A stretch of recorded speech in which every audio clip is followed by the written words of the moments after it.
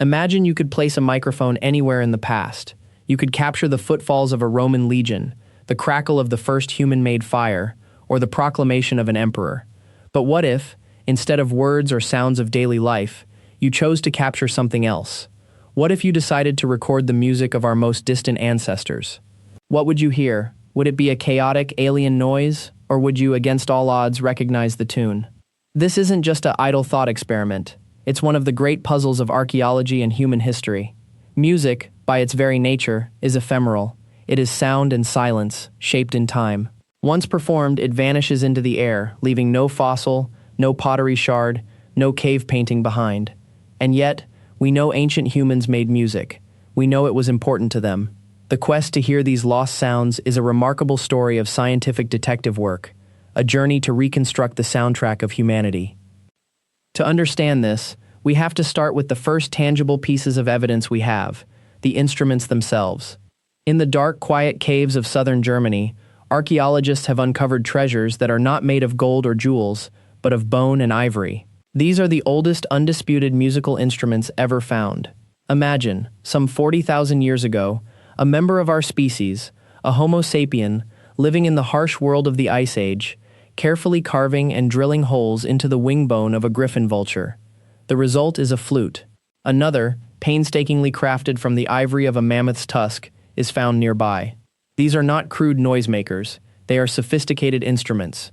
When modern researchers create replicas and play them, the sound that emerges is astonishing.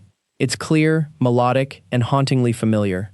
It turns out, the spacing of the finger holes suggests that these ancient flutes were designed to play a pentatonic scale. This is the same five-note scale that forms the backbone of countless musical traditions across the globe today, from folk music to the blues. The idea that a musical structure we find so natural and pleasing today was already being used by our ancestors 40 millennia ago is staggering. It suggests that certain harmonic relationships may be deeply embedded in our human consciousness.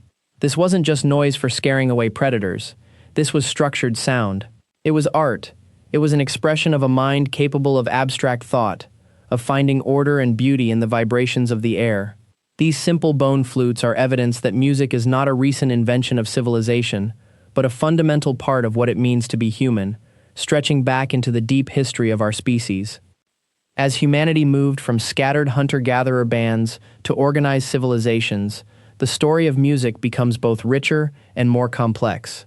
Let's travel forward in time to ancient Mesopotamia, the cradle of civilization, around 1400 BCE. Here we find something truly extraordinary, the first ever piece of written music.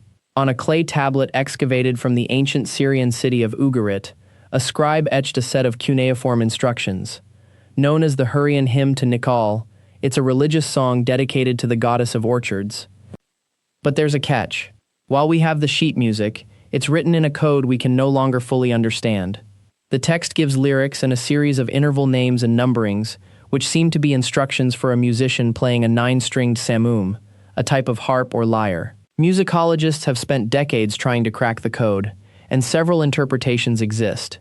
When you listen to a modern performance of the Hurrian hymn, what you're hearing is an educated guess, a beautiful, evocative reconstruction of a melody that has been silent for over 3,000 years. The different versions range from somber and stately to more fluid and melodic, but they all share a sense of profound antiquity. Essentially, the tablet gives us the notes, but not the rhythm or the exact tuning, leaving the soul of the performance up to interpretation. Meanwhile, in the neighboring civilization of ancient Egypt, music was everywhere. Tomb paintings and temple reliefs are filled with vibrant scenes of musicians. We see harpists playing great arched harps taller than themselves, women shaking the rattling sistrum in religious processions, and players of lutes and double pipes entertaining guests at a banquet. The Egyptians believed music had magical and therapeutic powers. It was a bridge between the mortal world and the divine, essential for religious rituals and the journey to the afterlife. Unlike the Mesopotamians, the Egyptians left us no clear musical notation. Their music is a ghost we can only see in outline. We have some of the instruments themselves. In the tomb of Tutankhamun, 2 military trumpets were found, one of silver and one of bronze. When one was played for a BBC radio broadcast in 1939, the world heard a sound that had been silent for 3,300 years, a raw, powerful blast. But knowing the sound of a single instrument is like knowing a single letter of the alphabet. It doesn't tell you the words, the poetry, the stories. In short, we know what Egyptian instruments looked like and, in some cases, sounded like. We know the context in which music was played: temple rites, work songs, military fanfares, and feasts. But the actual melodies, the harmonies that filled the halls of Karnak or the palaces of the pharaohs, are lost to the wind. The story takes another dramatic turn when we arrive in ancient Greece. For the Greeks, music wasn't just an art form, it was a science and a philosophy, a key to understanding the entire universe. The revolution began with a figure shrouded in legend, Pythagoras, in the 6th century BCE. The story goes that Pythagoras was walking past a blacksmith shop and was struck by the sound of the hammers hitting the anvils. He noticed that some combinations of sounds were pleasing, or consonant, while others were jarring or dissonant. To understand this, he experimented. He took a single-stringed instrument called a monochord and discovered something incredible. The pleasing intervals were produced by simple mathematical ratios. For example, if you divide a string in half, the note it produces is an octave higher than the full string, a ratio of 2 to 1. A ratio of 3 to 2 produces a perfect fifth, and 4 to 3 a perfect fourth. These are the fundamental building blocks of harmony. For Pythagoras and his followers, this was a revelation. It meant that harmony, beauty, and order in the universe were not random, but were governed by the logic of numbers. This led to one of the most beautiful ideas in the history of thought, the musica universalis, or the music of the spheres. The Greeks believed that the sun, moon, and planets, in their orbits, all revolved according to these same mathematical ratios, producing a constant, perfect celestial harmony. We couldn't hear it, they argued, only because we have been immersed in it since birth. Ultimately, for the Greeks, to study music was to study the cosmos itself. Their music reflected this duality of thought. They had two primary instruments: the lyre, a stringed instrument associated with the god Apollo, representing order, reason, and clarity, and the aulos, a double reed pipe associated with the god Dionysus, representing passion, ecstasy, and abandon. Greek music was deeply tied to poetry and drama, with the melody and rhythm designed to enhance the emotional power of the words. And here, finally, the mists of time part for a moment.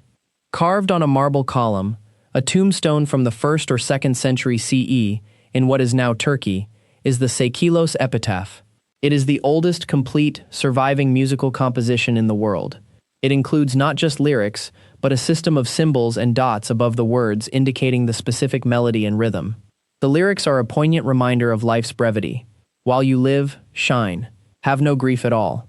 Life exists only for a short while, and time demands its toll. End quote. When played today, the melody is simple, almost folk-like, with a gentle, melancholic feel. But it is unmistakably music. After a journey through millennia of silence and speculation, here is a complete song from antiquity we can hear almost exactly as its composer intended. But in all this talk of flutes, harps, and lyres, we have overlooked the oldest and most versatile instrument of all, the one possessed by every human, the human voice. Long before anyone carved a bone or stretched a string, our ancestors sang. But what did that singing sound like? The evolution of the human vocal tract and larynx gave our species an unparalleled ability to produce a vast range of controlled, nuanced sounds. This is the biological hardware for both language and music. Evidence suggests that music and language may have evolved together, perhaps from a shared musa-language precursor.